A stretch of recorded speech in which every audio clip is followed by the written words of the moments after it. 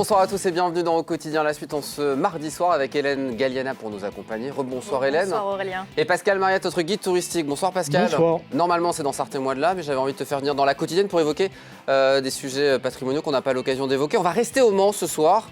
Parce que j'avais envie de parler de notre quartier où se trouve LMTV Sarthe, le quartier des Halles, cette friche commerciale qui va être réhabilitée prochainement, qui a été un haut lieu du commerce à une époque il y a quelques décennies. Et des transports. Voilà, on va en parler. Alors déjà, on va revenir de manière chronologique sur ce quartier des Halles, un quartier qui est apparu au XVIIIe siècle. Oui, même avant, on sait qu'il y Avant avait une grosse domus à l'époque romaine. Une domus, c'est un gros domaine, une grosse maison, on va dire une grande maison. Située au 25 rue Pasteur, peut-être. Là, à peu près où Dans on les est. studios. Alors, on sait que c'était une villa romaine avec un jardin au milieu. Très sympathique. Des ailes, très sympathique. Et c'est la seule grande domus qu'on ait découvert jusqu'à présent. Il y en avait certainement d'autres, mais c'est la seule qu'on connaisse. Au bord de Sarthe, pas mal. Hein. Ensuite, comment ça a évolué du coup ? Il y a eu la visitation qui s'est installée plus près de la République. Et puis nous, on se trouve en dessous. Et en dessous, c'est surtout au XVIIe, avec l'hôpital.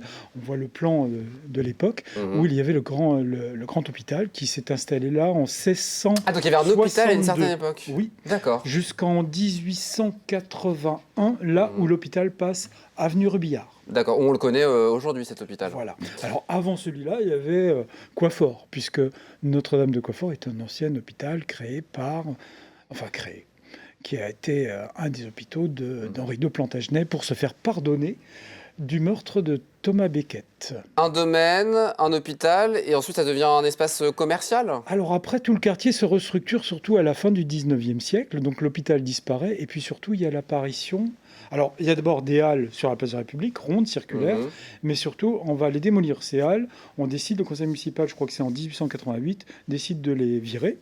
Et donc... la place de la République. La place de la République, et on fait de nouvelles halles dans un nouveau quartier, avec une gare de tramway qui va voir le jour en 1891. On est où là, Pascal ? Et là, on est juste, quand on sort du studio, juste en face de toi, tu avais...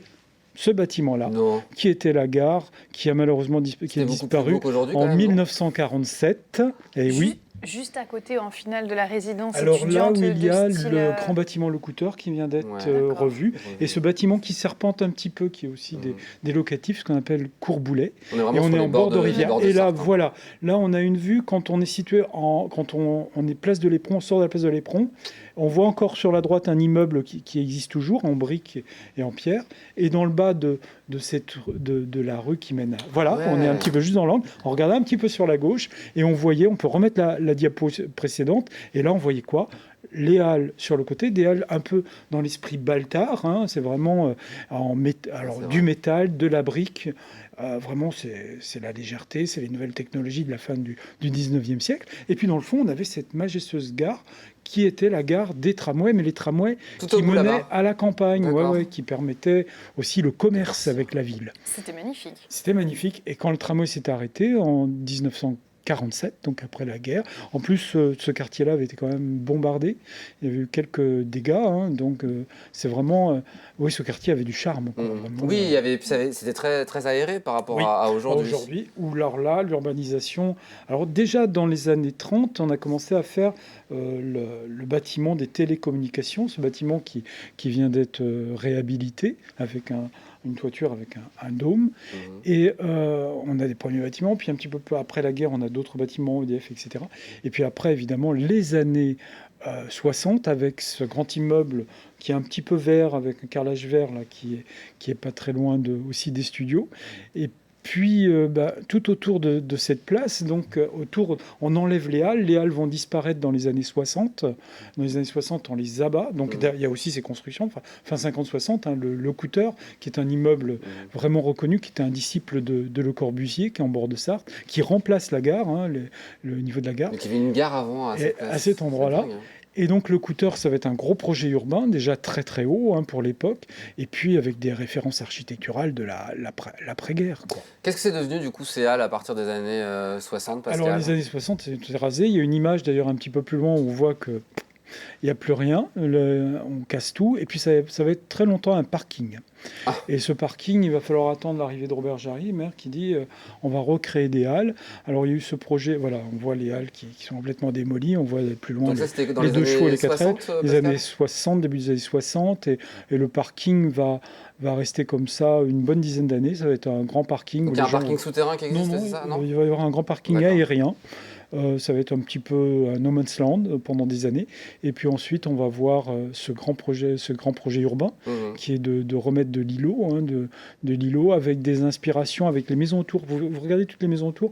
On peut peut-être revenir sur les diapos où on va voir les maisons actuelles dans ce quartier, où on retrouve ces maisons qui sont toujours présentes, des maisons de la fin du 18e. Ça, par exemple, ça c'est intéressant. C'est une ancienne manufacture. C'était la manufacture, alors j'ai perdu le nom, j'ai dû le noter quelque part.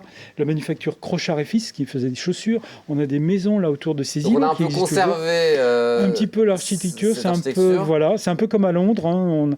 On a gardé des bâtiments anciens. Avec le projet qui était créé des halles. Voilà. Mais quand les architectes dans les années 80 ont fait les bâtiments, ils se sont inspirés de ces bâtiments en briques. C'est pour ça qu'on a beaucoup de briques en présence. Ces halles voulues par Robert Jarry, du coup, est-ce que c'était un succès ? Non, parce que c'était un cul-de-sac. Et vous savez, en plus, au Mans, il y a beaucoup de marchés. On n'avait pas une culture des halles comme d'autres grandes villes qui n'ont pas de marché de quartier, mais qui ont des halles en plein centre. Je pense à Dijon, à Rennes, bien que Rennes, la place des Lys, c'est des halles temporaires que pendant les marchés.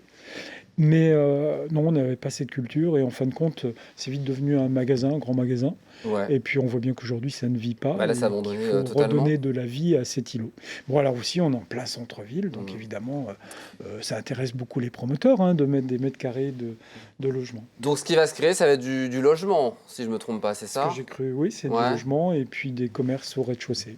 Bon, on va suivre ça bien évidemment. Dans le Méistri, voilà. Alors là, c'est vraiment les années 80, 90. Ouais. C'est des grandes opérations urbaines avec des gros bâtiments, avec toujours pour les architectes la présence de la brique qu'on retrouve sur les maisons qui remontait à la fin 18e, début 20e. C'est vrai qu'on le retrouve dans tout le quartier, cette brique. Ouais. Ça fait penser à certains quartiers, alors j'y suis jamais allé, mais new-yorkais ou autres. Oui, alors là, derrière, là, c'est vraiment là Vous où voulez on dire rentre. que c'est le Harlem américain pas trop sûr. Mais il manque la hauteur. C'est pas le plus beau quartier du Mans, il faut bien l'avouer, évidemment. On est d'accord. Mais je pense qu'on pourrait garder cette unité qui est basée sur la brique, qui remonte à la fin du 19e, cette présence de ces matériaux utilisés, et l'acier.